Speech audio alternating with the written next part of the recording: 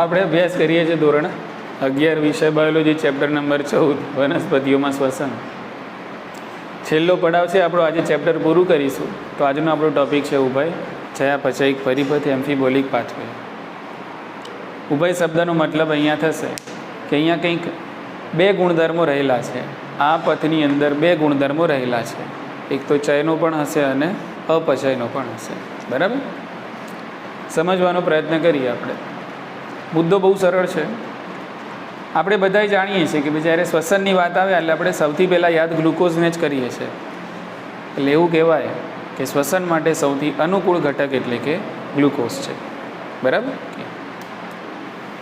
ચલો માની લઈએ કે વનસ્પતિની અંદર સ્ટાર્ચ રહેલો છે, તો એને પણ શ્વસન પથમાં જો પ્રવેશ કરવો હોય તો પહેલાં શામાં પરિણમવું પડે? ગ્લુકોઝમાં. વનસ્પતિની અંદર માની લો કે સુક્રોઝ રહેલો છે, તો સુક્રોઝનું પણ પહેલાં શામાં રૂપાંતરણ થવું જોઈએ? ગ્લુકોઝમાં. એટલે ટૂંકમાં જે પોલિસેકેરાઇડ અથવા તો ડાયસેકેરાઇડ જેવા કાર્બોદિતો છે એનું સરળ કાર્બોદિત એટલે કે મોનોસેકેરાઇડ એટલે કે ગ્લુકોઝમાં રૂપાંતરણ થવું જરૂરી છે, પછી જ એ શ્વસન પથમાં પ્રવેશ કરી શકે છે. આટલો મુદ્દો ક્લિયર? હવે આપણે જે ગ્લુકોઝની સંપૂર્ણ ઓક્સિડેશન કર્યું એની સ્ટોરી અહીંયા થોડી ઘણી લખી લઈશું. બરાબર, શું કર્યું આપણે? ખાલી આપણે રિવાઇઝ કરવાનું છે આમાં, અને મુદ્દો આપણો બનતો જશે. તો ગ્લુકોઝને આપણે પહેલાં ગ્લાયકોલિસિસમાં નાખીએ છીએ. બોલો હા કે ના? પહેલાં ગ્લુકોઝનું શું થાય છે? ગ્લાયકોલિસિસ. એટલે એ વખતે આપણે જોઈએ કે ભાઈ ગ્લુકોઝનું ગ્લુકોઝ 6 ફોસ્ફેટમાં રૂપાંતરણ થાય છે. એના પછી આપણે જોયું કે ભાઈ ગ્લુકોઝનું પછી ફ્રુક્ટોઝ 6 ફોસ્ફેટમાં રૂપાંતરણ થાય છે. ત્યારબાદ આપણે જોયું કે ભાઈ ફ્રુક્ટોઝ 6 ફોસ્ફેટનું ફ્રુક્ટોઝ 1,6 બાય ફોસ્ફેટમાં રૂપાંતરણ થાય છે. Bi phosphate. પછી આપણે જોયું કે ભાઈ આના બે ભાગ પડે છે. બરાબર, અને એક જગ્યાએ ભણે છે આપણને DHAP એટલે કે ડાયહાઇડ્રોક્સી એસિટોન ફોસ્ફેટ, અને બીજું આપણને ટ્રાયોસર્કરા મળે છે PGAL ફોસ્ફોગ્લિસરાલ્ડીહાઇડ. બરાબર, પછી આપણે આગળ ગયા એટલે PGALમાંથી આપણને મળ્યું પાયરુવિક એસિડ. શું મળ્યું? Pyruvic acid. પછી આ પાયરુવિક એસિડનું આપણે શું કર્યું? તો એસિટાઇલ કોએન્ઝાઇમ એમાં રૂપાંતરણ કર્યું. પાયરુવિક એસિડનું બન્યું એસિટાઇલ કોએન્ઝાઇમ એ. બોલો હા કે ના? ચલો, આ એસિટાઇલ કોએન્ઝાઇમ એને તમે લઈ ગયા ક્રેબ્સ ચક્રમાં. કયા ચક્રમાં લઈ ગયા? ક્રેબ્સ ચક્રમાં. અને ક્રેબ્સ ચક્રમાંથી તમને મળે છે કાર્બન ડાયોક્સાઇડ. અને ક્રેબ્સ ચક્રની જે નિપજનું ઓક્સિડેશન થશે એમાંથી તમને મળે છે અહીંયા H2O. છેલ્લે મળ્યું ને ઓક્સિડેટિવ ફોસ્ફોરીકરણમાં શું મળ્યું આપણને? H2O. એટલે આ થઈ ગયો ગ્લુકોઝનો શ્વસન પથ. શું થયું કહેવાય? ગ્લુકોઝનો શ્વસન પથ. બરાબર ને? હવે પ્રશ્ન એ છે કે ફક્ત ગ્લુકોઝ જ શ્વસન પથની અંદર પ્રવેશ કરી શકે છે? એટલે સ્વાસ્થ્ય પદાર્થ તરીકે શું ફક્ત ગ્લુકોઝ જ છે કે ભાઈ બીજા ઘટકો કે બીજા પ્રક્રિયકો પ્રવેશ નથી કરી શકતા? તો જવાબ છે ના. શ્વસન પથની અંદર પ્રોટીન છે એ પણ પ્રવેશ કરી શકે છે, અને શ્વસન પથની અંદર બીજું કોણ પ્રવેશ કરી શકે છે? લિપિડ પણ પ્રવેશ કરી શકે છે. તો ગ્લુકોઝ સિવાય સ્વાસ્થ્ય ઘટક તરીકે બીજા ઘટકો પણ શ્વસન પથની અંદર એન્ટ્રી લઈ શકે છે. બરાબર, જેવા કે પ્રોટીન અને લિપિડ. પણ પ્રોટીન અને લિપિડનો શ્વસન પથ જેવો કાર્બોદિતનો શ્વસન પથ છે, જેવો ગ્લુકોઝનો શ્વસન પથ છે તેવો નથી. એટલે પ્રોટીન અને લિપિડ બીજા સંયોજનોમાં રૂપાંતરણ થશે અને અર્ધ વચ્ચેથી શ્વસન પથની અંદર પ્રવેશ કરે છે. ખ્યાલ આવી ગયો? એટલે મુદ્દો શું છે કે ગ્લુકોઝ તો શ્વસન પથમાં પ્રવેશ કરે છે, અને ગ્લુકોઝને તો આપણે એક અનુકૂળ ઘટક શ્વસન માટે ગણીએ છીએ, પણ શું ફક્ત ગ્લુકોઝ જ છે? ના, ગ્લુકોઝ સિવાય બીજા પણ ઘટકો છે કે જેનું શ્વસન થઈ શકે છે, અને એમાંથી ઉર્જા મુક્ત થઈને એમાંથી આપણને એટીપી પણ મળી શકે છે. બરાબર, પણ મુખ્ય કોણ કહેવાશે? ગ્લુકોઝ. બરાબર. એટલે સ્વાસ્થ્ય ઘટકો ફક્ત કાર્બોદિતો છે ના, ગ્લુકોઝ છે ના, પ્રોટીન પણ છે અને લિપિડ પણ છે. ચલો માની લઈએ મારે લિપિડને મારે શ્વસન પથની અંદર પ્રવેશ કરાવડાવવો છે. તો સૌથી પહેલાં આ જે લિપિડ છે એનું રૂપાંતરણ થશે ફેટી એસિડ અને ગ્લિસરોલમાં. આનું શું બનશે ભાઈ?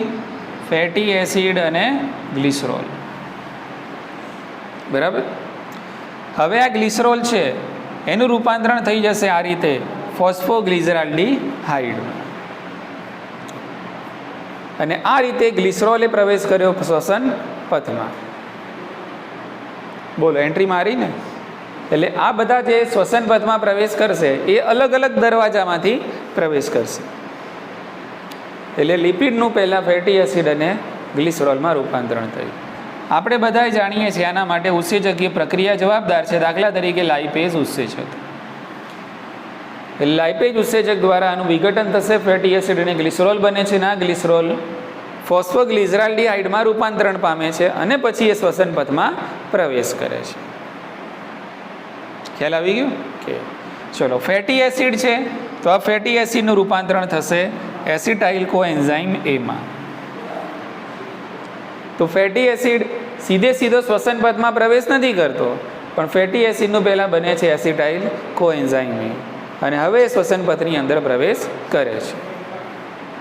સેટ થાય છે મુદ્દો? ચાલો પ્રોટીનની વાત કરીએ તો પ્રોટીનનું પહેલાં રૂપાંતરણ થશે એમિનો એસિડમાં. શેમાં રૂપાંતરણ થશે? Amino acid. એ પ્રોટીનનું વિઘટન થશે. આના માટે આપણે જાણીએ છીએ પ્રોટીએજ ઉત્સેચક જવાબદાર છે. કયા ઉત્સેચકો? પ્રોટીએજીસ. એટલે જે પ્રોટીનનું વિઘટન કરે અને પ્રોટીનનું એમિનો એસિડમાં રૂપાંતરણ કરે છે. એટલે પ્રોટીનનું વિઘટન થશે એટલે એમિનો એસિડ મળશે. અને એમિનો એસિડ આપણે બધાએ જાણીએ છીએ, બધા એમિનો એસિડ સરખા નથી. અલગ અલગ કેટલા પ્રકારના એમિનો એસિડ? 20 પ્રકારના એમિનો એસિડ છે એ પ્રોટીનની સંરચનામાં ભાગ લે છે. એટલે બધા એમિનો એસિડ અહીંયા સરખા મળશે નહીં. એટલે એમિનો એસિડની સંરચનાના આધારે, એમિનો એસિડના પ્રકારના આધારે વિવિધ એમિનો એસિડ છે એ વિવિધ ઘટકોની અંદર રૂપાંતરણ પામીને શ્વસન પથમાં પ્રવેશ કરે છે. કેટલાક એમિનો એસિડ છે એનું બનશે પાયરુવિક એસિડ અને તેઓ શ્વસન પથમાં પ્રવેશ કરે છે. કેટલાક એમિનો એસિડ છે એમનું બનશે એસિટાઇલ કોએન્ઝાઇમ અને શ્વસન પથમાં પ્રવેશ કરે છે. કેટલાક એમિનો એસિડ છે એમાંથી બનશે કાર્બનિક એસિડ અને એ શ્વસન પથમાં એટલે કે ક્રેબ્સ ચક્રમાં પ્રવેશ કરે છે. ઉતરી ગઈ મગજમાં વાત? એટલે કહેવાનો મતલબ શું છે કે ફક્ત ગ્લુકોઝ અનુકૂળ ઘટક તો ખરો, પણ ગ્લુકોઝ સ્વાસ્થ્ય ઘટક તરીકે વપરાય છે તો ના. બરાબર. ગ્લુકોઝ સિવાય પણ અન્ય ઘટકો લિપિડ અને પ્રોટીન છે કે જે સ્વાસ્થ્ય પદાર્થ તરીકે વપરાય છે, પણ તેઓ શ્વસન પથમાં પ્રવેશતા પહેલાં વિવિધ સંયોજનોની અંદર રૂપાંતરણ પામે છે. પ્રોટીનનું પ્રોટીએજ ઉત્સેચક દ્વારા વિઘટન થઈ એમિનો એસિડ બને છે. ના એમિનો એસિડ છે એની સંરચનાના આધારે શ્વસન પથમાં પાયરુવિક એસિડ અથવા તો એસિટાઇલ કોએન્ઝાઇમ અથવા તો ક્રેબ્સ ચક્રના કોઈ કાર્બનિક એસિડમાં રૂપાંતરણ થઈને શ્વસન પથમાં પ્રવેશ કરે છે. લિપિડ હશે તો તે લાઇપેઝ ઉત્સેચકની મદદથી પહેલાં ફેટી એસિડ અને ગ્લિસરોલમાં રૂપાંતરણ થશે અને આ ગ્લિસરોલ છે એનું ફોસ્ફોગ્લિસરાલ્ડીહાઇડમાં રૂપાંતરણ થશે. બરાબર. અથવા તો ગ્લિસરાલ્ડીહાઇડ 3-ફોસ્ફેટ બુકમાં લખેલું છે ગ્લિસરાલ્ડીહાઇડ 3-ફોસ્ફેટ. PGL લખો તો કોઈ ખોટું આપવાનું નથી. બરાબર. ઓકે. તો ગ્લિસરોલ છે એને શ્વસન પથમાં તમારે એન્ટર કરાવવો હોય તો એને પહેલાં શામાં રૂપાંતરણ કરવું પડે? ફોસ્ફોગ્લિસરાલ્ડીહાઇડમાં. ફેટી એસિડ છે તો એ શામાં થશે? એસિટાઇલ કોએન્ઝાઇમમાં અને શ્વસન પથમાં પ્રવેશ કરે છે. બોલો આટલી દિમાગમાં વાત ઉતરી ગઈ? હવે સવાલ એ છે કે આ આખો જે શ્વસન પથ છે એ પછી ગ્લુકોઝનો હોય, પ્રોટીનનો હોય કે લિપિડનો હોય. બરાબર.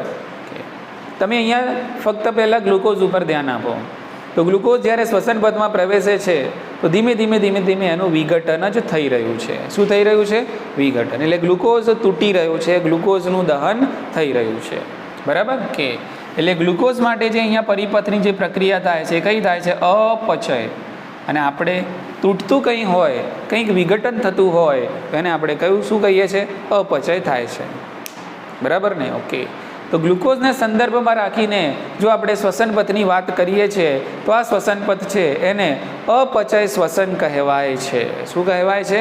અપચય શ્વસન, કારણ કે આમાં સતત શું થઈ રહ્યું છે? જુઓ, વિઘટન થઈ રહ્યું છે, એટલે આને કહેવાય અપચય શ્વસન. બોલો, ખ્યાલ આવી ગયો? ઓકે. પછી સવાલ એ છે કે શું આને આ જે શ્વસન પથ છે એને અપચય શ્વસન પથ કહેવો યોગ્ય છે કે નહીં? બરાબર, કે પછી આ પથને ઉભય ચયાપચયિક પથ કહેવો વધારે યોગ્ય છે? કોના કરતા? અપચય પથ કહેવા કરતા. બરાબર, કે તો આપણે સિદ્ધ કરીએ કે શ્વસન પથને અપચય પરિપથ કહેવા કરતા ઉભય ચયાપચયિક પરિપથ કહેવો વધારે યોગ્ય છે. કઈ રીતે? તો ધ્યાન આપો. આપણે અહીંયા જોયું કે ભાઈ આ ફેટી એસિડનું શામાં રૂપાંતરણ થાય છે? એસિટાઇલ કોએન્ઝાઇમમાં. બરાબર, કે પણ જ્યારે સજીવ કોષોને ફેટી એસિડની જરૂર પડે છે ત્યારે વળી પાછું એસિટાઇલ કોએન્ઝાઇમ એમાંથી શામાં રૂપાંતરણ થશે? ફેટી એસિડમાં પણ થાય છે. બરાબર, કે એટલે થયું એવું કે ફેટી એસિડનું તમારે વિઘટન કરવું હતું તો એના માટે પણ શ્વસન પથ ઉપયોગમાં આવ્યો, અને ફેટી એસિડનું સંશ્લેષણ કરવું હતું એમાં પણ શ્વસન પથનો ઉપયોગ થયો. તમારે વિઘટન કરવું હતું એટલે ફેટી એસિડનું શું બનાવ્યું તમે? એસિટાઇલ કોએન્ઝાઇમે, અને પછી એનો શ્વસન પથમાં ઉપયોગ થયો. બરાબર ને? ઓકે. અને જ્યારે તમારા સજીવ કોષોને શાની જરૂર હતી? ફેટી એસિડની જરૂર હતી, તો એ વખતે ફરીથી એસિટાઇલ કોએન્ઝાઇમમાંથી શું બનાવી દીધું તમે? Fatty acid. ઓકે. એટલે તમે આમ આવો છો એટલે અપચય થાય છે, એટલે કે વિઘટન થાય છે. અહીંયા શું થાય છે ભાઈ? વિઘટન થાય છે. અને તમે આમ જાઓ છો એટલે ચય પ્રક્રિયા થાય છે, એટલે કે સંશ્લેષણ થાય છે. બોલો, ખ્યાલ આવી ગયો? એટલે ચય પણ થયું અને અપચય પણ થયું, સંશ્લેષણ પણ થયું અને વિઘટન પણ થયું. ઉતરે છે મગજમાં વાત? ચાલો, આવી જ રીતે તમે અહીંયા ધ્યાન રાખો. હવે અહીંયા પ્રોટીનનું વિઘટન થશે, એમિનો એસિડ બનશે, ને આ એમિનો એસિડ પછી શ્વસન પથમાં પ્રવેશ કરે છે. પણ જ્યારે તમારા શરીરને શાની જરૂર પડશે? પ્રોટીનની જરૂર પડશે સજીવ કોષોને, ત્યારે ફરીથી આ જે ઘટકો છે એમાંથી બનવાનું એમિનો એસિડ, અને એમિનો એસિડમાંથી બનશે ફરીથી પ્રોટીન. એટલે પ્રોટીનના વિઘટન માટે અને પ્રોટીનના સંશ્લેષણ બંનેની અંદર શ્વસન પથ છે ઉપયોગી છે. ઉતરી કે મગજમાં વાત? પ્રોટીનનું વિઘટન કરવું હોય તો પણ શ્વસન પથનો આપણે ઉપયોગ કરીએ છીએ, અને પ્રોટીન બનાવવા હોય તો પણ શ્વસન પથનો ઉપયોગ કરીએ છીએ. એટલે પ્રોટીનના કિસ્સામાં પણ કંઈક આવું જ છે. પ્રોટીનના કિસ્સાની અંદર પણ શ્વસન પથ છે ચયમાં પણ કામમાં આવે છે અને અપચયમાં પણ કામમાં આવે છે. બોલો, ઉતરી ગઈ મગજમાં વાત? સમજાય છે હા કે ના? બરાબર. અને એટલા માટે આ શ્વસન પથને અપચય શ્વસન કહેવા કરતા ઉભય ચયાપચયિક પથ એટલે કે ચય અને અપચય પથ કહેવું વધારે યોગ્ય છે. શું કહેવા કરતા? અપચય પથ કહેવા કરતા. એટલે આપણે અહીંયા સિદ્ધ કર્યું. ઉતરી કે મગજમાં વાત? બરાબર ને? શ્વસન પથને અપચય પથ કહેવા કરતા ઉભય ચયાપચયિક પરિપથ કહેવું વધારે યોગ્ય છે, કારણ કે પ્રોટીનના વિઘટન અને સંશ્લેષણ તેમજ ફેટી એસિડના વિઘટન અને સંશ્લેષણ બંને માટે શ્વસન પથનો ઉપયોગ થાય છે, જેમાં ચય અને અપચય જેવી એટલે વિઘટન અને સંશ્લેષણ જેવી પ્રક્રિયાઓ થાય છે. આ બંનેની અંદર શ્વસન પથનો ઉપયોગ થાય છે, તેથી તેને એમ્ફીબોલિક પરિપથ કહેવો વધારે યોગ્ય છે. ઉભય ચયાપચયિક પરિપથ કહેવો વધારે યોગ્ય છે કોના કરતા? અપચય પથ કરતા. ક્લિયર? કે તો અહીંયા ઉભય ચયાપચયિક પરિપથ વાળો જે મુદ્દો છે પૂરો થાય છે, અને બહુ જ આઈએમપી છે. બરાબર? મોસ્ટ આઈએમપી તમારા નીટની અંદર આમાંથી સવાલ આવે છે. આ પ્રશ્ન પૂછાય તો આ ચાર્ટ લખવો જરૂરી છે. બરાબર ને? ઉભય ચયાપચયિક પરિપથનો આ ચાર્ટ લખવો જરૂરી છે. ઓકે. એટલે આમાંથી એમસીક્યુમાંથી કયા પ્રકારના સવાલો આવે છે એ ધ્યાન રાખો. બરાબર? ભાઈ પ્રોટીન કઈ રીતે શ્વસન પથમાં પ્રવેશ કરે છે? તો પ્રોટીનનું પહેલાં શામાં? એમિનો એસિડ, અને એ એમિનો એસિડનું શામાં થાય રૂપાંતરણ? પાયરુવિક એસિડમાં, કેટલાક એસિડાઇલ કોએન્ઝાઇમમાં અને કેટલાક કાર્બનિક એસિડમાં રૂપાંતરણ થઈને ક્રેબ્સ ચક્રમાં પ્રવેશ કરે. ચલો, ફેટી એસિડને પ્રવેશ કરવો હોય તો શાના થ્રુ જાય? એસિડાઇલ કોએન્ઝાઇમના થ્રુ જશે. ગ્લિસરોલને પ્રવેશ કરવો હોય તો કોના થ્રુ જશે? ફોસ્ફોગ્લિસરાલ્ડિહાઇડના થ્રુ જશે. એટલે કોણ કોના થ્રુ જાય છે એ પણ ધ્યાન રાખવાનું. કોણ ક્યાંથી એન્ટ્રી મારે છે શ્વસન પથમાં એ ધ્યાન રાખવાનું. આટલી ખબર પડી ગઈ? ઓકે. પછી એક કોમન વસ્તુ યાદ રાખો અહીંયા, સ્વાસ્થ્ય ઘટક ગ્લુકોઝ હોય, પ્રોટીન હોય કે લિપિડ હોય, આ ત્રણેયને આ એસિટાઇલ કોએન્ઝાઇમ એમાંથી તો પસાર થવું જ પડશે. જો અહીંયાથી ગ્લુકોઝમાંથી અહીંયા એસિટાઇલ કોએન્ઝાઇમ એ તો બનવાનું છે. ચલો ગ્લિસરોલને લઈને આવો તો પણ શું બનશે? એસિટાઇલ કોએન્ઝાઇમ એ બનશે. ફેટી એસિડમાં બી એસિટાઇલ કોએન્ઝાઇમ એ બનશે. અને આ જે પ્રોટીન છે એમાંથી પણ એસિટાઇલ કોએન્ઝાઇમ એ બને છે. એટલે એસિટાઇલ કોએન્ઝાઇમ એ તો આ ત્રણ ઘટક જે સ્વાસ્થ્ય ઘટકો છે, બરાબર, આ ત્રણેય સ્વાસ્થ્ય ઘટકોની એક સામાન્ય દરવાજો જે કહીએ આપણે, બરાબર, સામાન્ય જે દ્વાર છે એ કયો છે? એસિટાઇલ કોએન્ઝાઇમ એ. એટલે દરેક ત્રણનું શ્વસન થશે ત્યારે એસિટાઇલ કોએન્ઝાઇમ એ તો બનશે જ. એટલે એમને એસિટાઇલ કોએન્ઝાઇમ એમાંથી તો પસાર થવું જ પડશે. બોલો, ઉતરી ગઈ મગજમાં વાત? ખ્યાલ આવી ગયો? ઓકે, ચાલો હવે એક છેલ્લો મુદ્દો યાદ રાખી લો. ફક્ત જો તમે ગ્લુકોઝના શ્વસન પથની વાત કરશો તો ગ્લુકોઝના શ્વસન પથની અંદર આ પથ આખો ફક્ત અપચય છે. ફક્ત અપચય છે. કેવો છે? આ અપચય. આમાં બંને વસ્તુ છે, અપચય પણ છે અને ચય પણ છે. આમાં પણ બે વસ્તુ છે, અપચય પણ છે અને ચય પણ છે. જ્યારે ગ્લુકોઝમાં ફક્ત અપચય છે, આમાં કંઈક રિવર્સ જતું નથી. કે ભાઈ એવું બન્યું હોય કે ભાઈ ફોસ્ફોગ્લિસરાલ્ડિહાઇડ છે, બરાબર, એ ભેગું થઈને પછી તમને ગ્લુકોઝ આપી દે છે. ના, એવું છે નહીં. અહીંયા કંઈ ઊંધી ગાડી જવાની નથી. શાના માટે? ગ્લુકોઝ માટે. એટલે ગ્લુકોઝનો જે શ્વસન પથ છે એ તો ફક્ત કેવો કહેવાશે? અપચય જ છે. ઉતરી ગઈ મગજમાં વાત?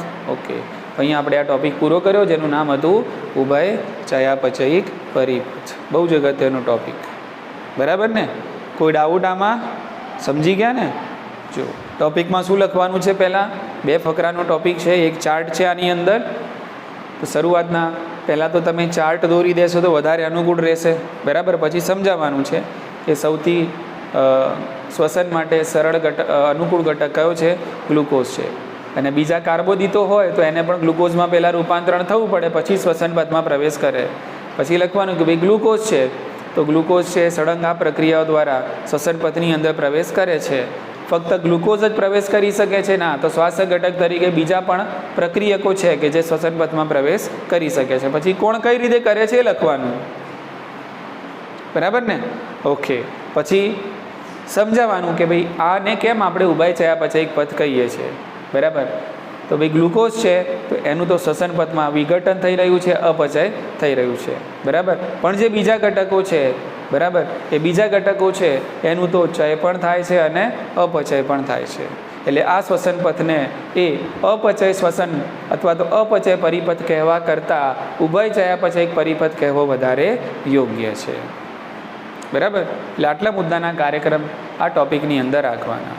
ચાલો હવે આપણે આગળ અભ્યાસ કરીએ, બરાબર, જેનું નામ છે શ્વસન આંક. અને આ રીતે આપણે આ ચેપ્ટર પૂરું કરીશું. શ્વસન આંક, ધ્યાન રાખો. શ્વસન આંકને અંગ્રેજીમાં આરક્યુ તરીકે નિર્દેશિત કરવામાં આવે છે. આરક્યુ એટલે કે રેસ્પિરેટરી ક્વોશન્ટ. જે રીતે આપણો આઈક્યુ હોય છે ને, આઈક્યુ, એને કહેવાય ઇન્ટેલિજન્ટ ક્વોશન્ટ. એ રીતે આરક્યુ એટલે રેસ્પિરેટરી ક્વોશન્ટ, બરાબર. ઓકે, આર ફોર રેસ્પિરેટરી, ક્યુ ફોર ક્વોશન્ટ, રેસ્પિરેટરી ક્વોશન્ટ એટલે આરક્યુ, બરાબર. એટલે કે શ્વસન આંક. જ્યારે આપણે શ્વસન કરીએ છીએ ત્યારે કાર્બન ડાયોક્સાઇડ છે નિકાલ પામે છે અને ઓક્સિજન છે એનું ગ્રહણ થાય છે. શ્વસનની પ્રક્રિયામાં આ જ વસ્તુ થાય, બીજું કંઈ નવું થાય નહીં. ઓકે, પણ શ્વસન આંક એટલે શું? ઓકે, તો શ્વસન આંક એટલે કે શ્વસનની પ્રક્રિયા દરમિયાન મુક્ત થતા કાર્બન ડાયોક્સાઇડનું કદ ભાગ્યા ગ્રહણ થતા ઓક્સિજનનું કદ, ગ્રહણ થતા ઓક્સિજનનું કદ. તો શ્વસન આંક એટલે કે શ્વસનની પ્રક્રિયા દરમિયાન મુક્ત થતા કાર્બન ડાયોક્સાઇડનું કદ અને ગ્રહણ થતા ઓક્સિજનના કદના ગુણોત્તરને શ્વસન આંક કહે છે. સિમ્પલ વ્યાખ્યા, બરાબર ને? અને આ રીતે પણ તમે ચાહો તો લખી શકો છો VCO2 બાય VO2. V એટલે વોલ્યુમ અને વોલ્યુમ એટલે કદ. પણ અહીંયા ધ્યાન રાખવાનું, વ્યાખ્યામાં ધ્યાન રાખવાનું, આ સમીકરણ મૂકીને પણ MCQ પૂછે છે કે ભાઈ નીચેનામાંથી શ્વસનાંક માટે શું સાચું છે. એટલે ઉપર CO2 અને નીચે O2 જોઈને સાચું નહીં આપી દેવાનું, આ પણ જોવાનું. મુક્ત થતા CO2 અને ગ્રહણ થતા O2. એટલે અહીંયા લખી દીધું હોય ગ્રહણ થતા CO2 અને મુક્ત થતા O2 તો પછી ખોટું. એટલે ધ્યાન રાખવું. એટલે ઉપર CO2 નીચે O2 આવ્યું એટલે ઊંધું ગાલીને સાચું કરી દીધું, ટીક કરી દીધું, એવું નહીં. આગળ વાંચવાનું શું લખ્યું છે. મુક્ત થતા કાર્બન ડાયોક્સાઇડ અને ગ્રહણ થતા ઓક્સિજનના કદના ગુણોત્તરને શ્વસનાંક કહે છે. આ શબ્દો ખાલી ઉપર નીચે કર્યા હશે તો ખોટી વ્યાખ્યા થઈ જશે. આટલી ખબર પડી ગઈ? ચલો વધીએ આગળ. તો શ્વસનાંક કોનો શોધવાનો છે? તો શ્વસનાંક આપણે શોધવાનો છે શ્વાસ્ય ઘટકોનો. કોનો શોધશું આપણે? શ્વાસ્ય ઘટકો. તો બધા શ્વાસ્ય ઘટકો તો આપણી જોડે ઘણા બધા છે. ગ્લુકોઝ છે, પ્રોટીન છે અને લિપિડ છે. તો શું બધાનો શ્વસનાંક સરખો હોય છે? તો જવાબ છે ના. બરાબર. શ્વસનાંક શાના ઉપર નિર્ભર કરે છે? તો શ્વસનાંક છે શ્વાસ્ય ઘટકો ઉપર નિર્ભર કરે છે. બરાબર ને? ઓકે. એટલે કે શ્વાસ્ય ઘટકો ઉપર શ્વસનાંક આધારિત છે. શ્વસનાંક આધારિત છે. બરાબર. ઓકે. બીજો મુદ્દો અહીંયા લખી શકીએ, બધા જ શ્વાસ્ય ઘટકોનો શ્વસનાંક સરખો હોતો નથી. ઘટકોનો શ્વસનાંક સરખો હોતો નથી. તો હવે સરખો કેમ નથી તો એ આપણે સાબિત કરીએ અહીંયા. ચલો સૌથી પહેલાં જોઈએ કાર્બોદિતનો શ્વસનાંક કેટલો હોય છે. કાર્બોદિતનો શ્વસનાંક કેટલો હોય છે? દાખલા તરીકે ગ્લુકોઝનું ઉદાહરણ લઈ લઈએ અને એવું માનીએ છીએ કે ભાઈ ગ્લુકોઝનું સંપૂર્ણ ઓક્સિડેશન થાય છે. તો ગ્લુકોઝ માટે છે C6H12O6, એટલે કે 6 ઓક્સિજનના અણુઓનો અહીંયા ઉપયોગ થશે. મુક્ત થશે કેટલા? 6 CO2, 6 પાણીના અણુઓ મળશે અને અહીંયા ઉર્જા મુક્ત થશે. હવે આમાં 6 વપરાયા અને 6 બહાર નીકળ્યા. એટલે આ વસ્તુ આ સમીકરણની અંદર આપણે એપ્લાય કરીએ એટલે RQ કોનો? કાર્બોદિતનો. CO2 6 છે અને ઓક્સિજન પણ 6 છે એટલે જવાબ આવશે 1. એટલે ખબર એ પડી કે કાર્બોદિતોનો શ્વસનાંક હંમેશા કેટલો હોય છે? 1 હોય છે. બોલો, ખ્યાલ આવી ગયો ને? ઓકે. એટલે કે અહીંયા ધ્યાન રાખવાનું, પણ કાર્બોદિતનો શ્વસનાંક ક્યારે 1 આવે? જ્યારે સંપૂર્ણ ઓક્સિડેશન થાય ત્યારે. એટલે અહીંયા હું કૌંસમાં લખું છું સંપૂર્ણ ઓક્સિડેશન એટલે કે કેવું શ્વસન થશે? જારક શ્વસન. સંપૂર્ણ ઓક્સિડેશન.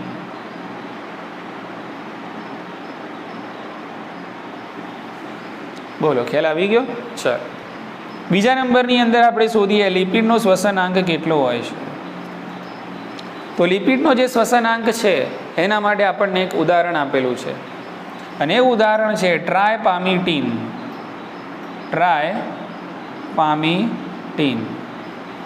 ટ્રાયપામિટીન શું છે? તો આ ફેટી એસિડ છે અને ફેટી એસિડ શું છે? તો એ લિપિડ છે. બરાબર.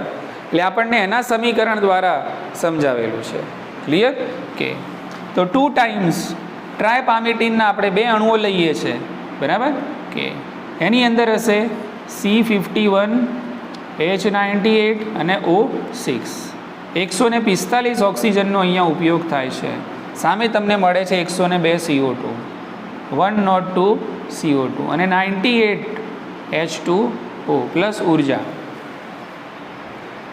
બોલો, સમજાય છે? હા કે ના? બરાબર. ઓકે. એટલે આ છે ફેટી એસિડના ઓક્સિડેશનનું સમીકરણ. હવે અહીંયા આપણે મૂલ્યો એપ્લાય કરીએ. બરાબર. કે ભાઈ RQ બરાબર CO2 કેટલા છે? 102 છે અને આ છે 145. તો મોટા મોટી તમને જવાબ મળશે 0.7. કેટલો મળશે? 0.7. એટલે ખબર પડી કે ભાઈ લિપિડનો શ્વસનાંક 0.7 છે. બરાબર. હવે આવું કેમ થયું એનું કારણ પણ જાણી લો કે ફેટી એસિડ છે એમાં ઓક્સિજનના અણુઓની સંખ્યા ખૂબ જ ઓછી હોય છે.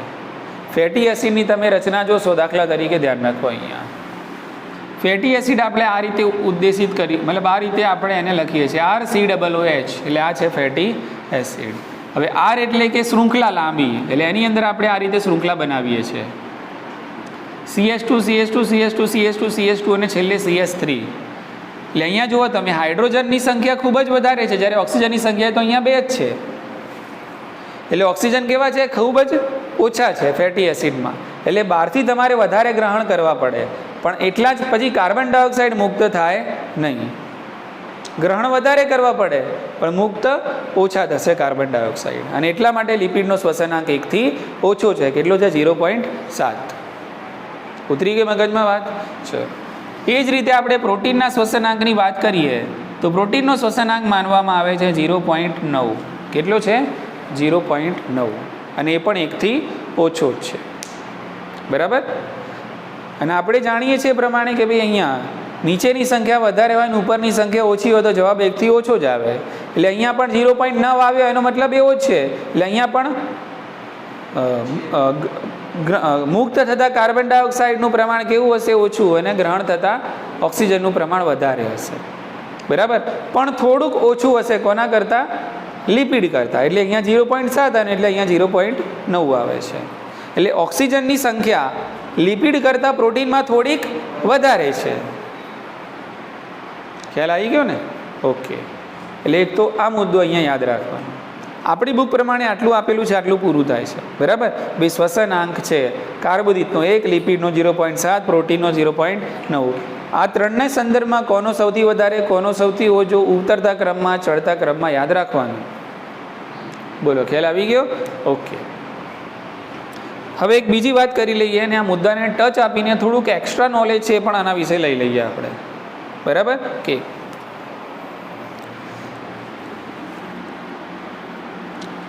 તો આપણે જાણ્યું કે ભાઈ સ્વાસ્થ્ય ઘટક તરીકે કાર્બોદિતનો પણ ઉપયોગ થાય છે, લિપિડનો પણ થાય છે, અને પ્રોટીનનો પણ ઉપયોગ થતો હોય છે.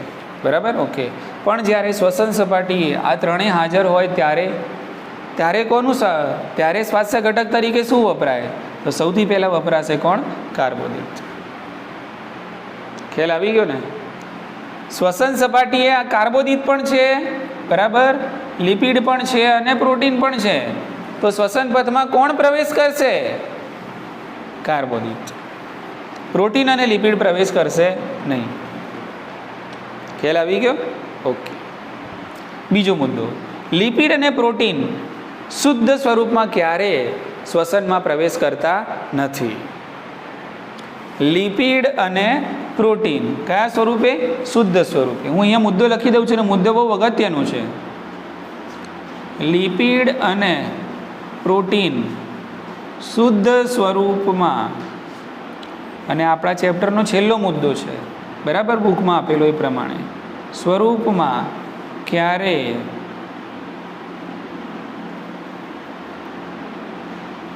શ્વસનમાં પ્રવેશતા નથી.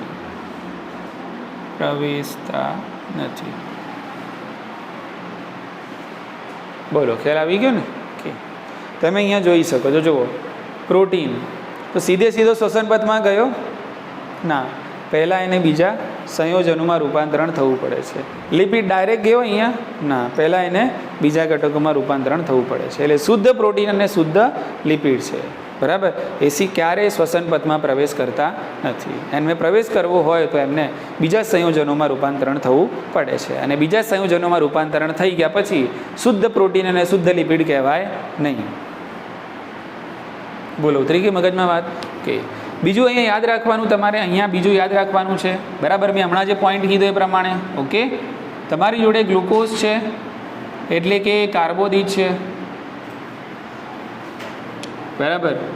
પછી તમને કીધું હોય પ્રશ્નમાં કે ભાઈ લિપિડ છે, પછી તમને કીધું હોય પ્રશ્નની અંદર કે પ્રોટીન છે. તો આ બધામાં આ ત્રણમાંથી શ્વસન પથમાં કોણ પ્રવેશ કરે છે? તો ફક્ત કોણ પ્રવેશ કરશે? કાર્બોદિત પ્રવેશ કરશે. ચલો બીજો, આ પહેલો નંબર આને આપીએ. કદાચ બીજો નંબર આપવો હોય તો કોને આપવાનો? લિપિડને. અને ત્રીજો નંબર પ્રોટીનને આપવાનો. સમજાય છે ને? જ્યાં સુધી કાર્બોદિત હોય ને ત્યાં સુધી આ બે તો પ્રવેશ ના જ કરે. બધા સ્વાસ્થ્ય ઘટકો કહેવાય ખરા, પણ પ્રવેશ ફક્ત કોણ લઈ લે? કાર્બોદિત, ગ્લુકોઝ જ પ્રવેશ કરે. બરાબર. હવે ગ્લુકોઝ નથી ત્યારે લિપિડને પકડવાનો, લિપિડ ના હોય ત્યારે છેલ્લે પ્રોટીનને પકડવાનો હોય. બોલો, ઉતરી ગઈ મગજમાં વાત? ઓકે. ચલો હવે પ્રશ્ન એ છે કે ભાઈ શ્વસનાંક શું ફક્ત એક અને એકથી ઓછો જ હોઈ શકે છે? શ્વસનાંક ફક્ત એક અને એકથી ઓછો જ હોઈ શકે છે? તો જવાબ છે ના. શ્વસનાંક છે એ એકથી વધારે પણ હોઈ શકે છે. શું હોઈ શકે છે? એકથી વધારે. તો એકથી વધારે શ્વસનાંક કોનો હોય છે? તો કાર્બનિક એસિડનો. કાર્બનિક એસિડ. કાર્બનિક એસિડ કયા? દાખલા તરીકે ઓક્ઝેલો એસિટિક એસિડ. બરાબર. પછી આપણે ક્રેબ્સ ચક્રમાં જોયા ને બધા, સક્સિનિક એસિડ, મેલિક એસિડ, ટાર્ટરિક એસિડ. તો આ બધા શું છે? આ બધા શું છે? કાર્બનિક એસિડ છે. તો કાર્બનિક એસિડના શ્વસનાંક હંમેશા કેવા હોય છે? એકથી વધારે હોય છે. એમાં ઓક્ઝેલિક એસિડ, એમાં જે ઓક્ઝેલિક એસિડ છે એનો શ્વસનાંક સૌથી વધારે માનવામાં આવે છે 4. કેટલો છે? 4. અને આ ત્રણના શ્વસનાંક તમારે હોમવર્કમાં શોધી લાવવાના છે. સક્સિનિક એસિડનો કેટલો, મેલિક એસિડનો કેટલો અને ટાર્ટરિક એસિડનો કેટલો. સિમ્પલી તમે સર્ચ કરશો તો જવાબ મળી જશે. બરાબર. Respiratory quotient of succinic acid, respiratory quotient of malic acid, તો આ બધું સર્ચ કરશો તમને સમીકરણ સાથે મળશે. જે રીતે આપણે અહીંયા સમીકરણ જોયા ને આ બધા, એની સાથે એવા સમીકરણ સાથે મળશે. બોલો, ખ્યાલ આવી ગયો? ઓકે. એટલે તમારે ઓક્ઝેલિક એસિડ જે રીતે અહીંયા આપણે લખ્યું ને C6H12O6, તો આને કહીએ છીએ ગ્લુકોઝ. તો એ રીતે ઓક્ઝેલો એસિડિક એસિડ માટે શું સૂત્ર, સક્સિનિક એસિડ માટે સૂત્ર કયું, મેલિક એસિડ માટે કયું અને ટાર્ટરિક એસિડ માટે કયું, એ શોધવાનું. અને એ બધાના શું લખી દેવાના? શ્વસનાંક. બધાના શ્વસનાંક કેવા હશે? એકથી વધારે હશે. અને સૌથી વધારે શ્વસનાંક ધરાવતો કાર્બનિક એસિડ કયો માનવામાં આવે છે? Oxalic acid. આટલી ખબર પડી ગઈ? એટલે ખબર એ પડી કે ભાઈ શ્વસનાંક એકથી વધારે પણ હોય છે. ચલો, શ્વસનાંક 0 હોઈ શકે છે? તો જવાબ છે હા, શ્વસનાંક 0 પણ હોઈ શકે છે. ચલો, આ સમીકરણ પ્રમાણે તમારે 0 જવાબ લાવવો હોય તો શું કરવું પડે? ઉપર 0 મૂકવું કે નીચે 0 મૂકવું? ઉપર. શું મૂકવું? ઉપર 0 મૂકવું. તો શ્વસનાંક કેટલો આવે? 0 આવે. બરાબર ને? ઓકે. તો 0 શ્વસનાંક ક્યારે આવે છે? તો દાખલા તરીકે શુષ્ક પ્રદેશમાં ઉગતી જે વનસ્પતિ છે, શુષ્ક પ્રદેશમાં ઉગતી વનસ્પતિ, તો શુષ્ક પ્રદેશમાં ઉગતી વનસ્પતિમાં અપૂર્ણ ઓક્સિડેશન થતું હોય છે. કેવું ઓક્સિડેશન? અપૂર્ણ ઓક્સિડેશન થાય છે. અને એ વખતે કાર્બન ડાયોક્સાઇડ છે એનો નિકાલ થતો નથી. બરાબર? ઓકે. કાર્બન ડાયોક્સાઇડનો નિકાલ થતો નથી. તો આમાં શું લોજિક છે ધ્યાન રાખો. શુષ્ક પ્રદેશમાં ઉગતી વનસ્પતિ એટલે સમજી લો કે પાનફૂટી છે. બરાબર? ફાફડા થોર છે, જેને આપણે કેક્ટસ કહીએ છીએ, ફાફડા થોર. તો આ વનસ્પતિ કેવી છે? શુષ્ક પ્રદેશમાં ઉગે છે. તો આ વનસ્પતિ આમ તો શુષ્ક પ્રદેશમાં કેવું હોય? તાપમાન વધારે હોય. અને તાપમાન વધારે હોય એટલે કેવું કરે આ વનસ્પતિ? દિવસે પોતાના પર્ણરંધ્રો બંધ રાખે અને રાત્રે જ ખોલે. દિવસે જો ખોલી નાખે પર્ણરંધ્રો તો શું થાય? પાણી બધું બહાર નીકળી જાય, એટલે પાણીનો પ્રોબ્લેમ ઊભો થાય. બરાબર? એટલે દિવસે પર્ણરંધ્રો કેવા રાખે છે? બંધ. અને રાત્રે પર્ણરંધ્રો ખોલે એટલે પછી એ વખતે કાર્બન ડાયોક્સાઇડનું શોષણ કરે. બરાબર? ઓકે. એટલે અહીંયા શ્વસનાંકના સૂત્રમાં શું છે? મુક્ત થતા CO2. શું સૂત્ર છે? ગ્રહણ થતા CO2 નહીં, શું? મુક્ત થતા CO2. તો અપૂર્ણ ઓક્સિડેશન થશે તો મુક્ત થતા CO2ની સંખ્યા 0 આવે છે. અને ઓક્સિજનની સંખ્યા તો કંઈક આવશે એટલે આપણે મૂકીએ x વેલ્યુ. શું છે? x. પણ ઉપર 0 આવી ગયો એટલે આખો જવાબ કેવો થઈ જશે? 0. બરાબર? એટલે મતલબ એ કે શ્વસનાંક શું હોઈ શકે છે? 0 પણ હોઈ શકે છે. કોનો શ્વસનાંક 0 હશે? તો શુષ્ક પ્રદેશમાં ઉગતી વનસ્પતિનો શ્વસનાંક કેવો હોય છે? 0. જેમાં આપણને અપૂર્ણ ઓક્સિડેશન જોવા મળે છે, જેમાં ગ્રહણ થતા કાર્બન ડાયોક્સાઇડનું મૂલ્ય 0 હોય છે. બોલો, ઉતરી ગઈ મગજમાં વાત? ઓકે. અને આ પ્રકારની વનસ્પતિમાં આપણને એક અનુકૂલન પણ જોવા મળે છે, બરાબર કે, અને એ અનુકૂલનની અંદર એક પાથવે આવે જેનું નામ છે CAM, crassulacean acid metabolism, crassulacean acid metabolism, બરાબર. એટલે આના ઉપરથી પણ અમુક વાર સવાલ આવે છે કે CAM પરિપથ ધરાવતી વનસ્પતિમાં શ્વસનાંક કેટલો હોય છે, તો તમે લખી શકો છો કેટલો, 0. C for ક્રેસ્યુલેસિન, ક્રેસ્યુલેસિન, A for acid, A for acid, અને M for metabolism, M for metabolism. તો આ એક પ્રકારનું શુષ્ક પ્રદેશમાં ઉગતી વનસ્પતિઓ માટેનું આ એક અનુકૂલન છે, બરાબર ને. એ વનસ્પતિઓ આ પરિપથ દ્વારા પ્રકાશ સંશ્લેષણ કરે છે, બરાબર, જેને કહેવાય ક્રેસ્યુલેસિન એસિડ મેટાબોલિઝમ. એટલે આ પરિપથ ધરાવતી વનસ્પતિઓમાં અપૂર્ણ ઓક્સિડેશન થાય તો એમાં શ્વસનાંક કેટલો આવશે, 0 આવે છે, બરાબર.